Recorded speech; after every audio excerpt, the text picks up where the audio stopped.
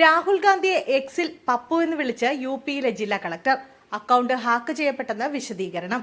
രാഹുൽ ഗാന്ധിയെ ഉത്തർപ്രദേശിലെ നോയിഡ ജില്ലാ കളക്ടർ മനീഷ് വർമ്മ പപ്പു എന്ന് വിളിച്ചത് കഴിഞ്ഞ ദിവസങ്ങളിൽ വിവാദമായിരുന്നു. കോൺഗ്രസ് വക്താവ് സുപ്രിയ സിന്നിന്റെ എക്സ് പോസ്റ്റിന് താഴെയായിരുന്നു കളക്ടറുടെ പ്രതികരണം. നിങ്ങൾ നിങ്ങളെക്കുറിച്ചും നിങ്ങളുടെ പപ്പുവിനെ കുറിച്ചും മാത്രം ചിന്തിക്കുക എന്നായിരുന്നു കമന്റ്.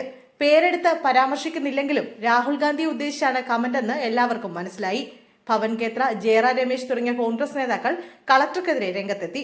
സംഭവം വിവാദമായതോടെ അക്കൗണ്ട് ഹാക്ക് ചെയ്യപ്പെട്ടു എന്ന വിശദീകരണവുമായി കളക്ടർ രംഗത്തെത്തി.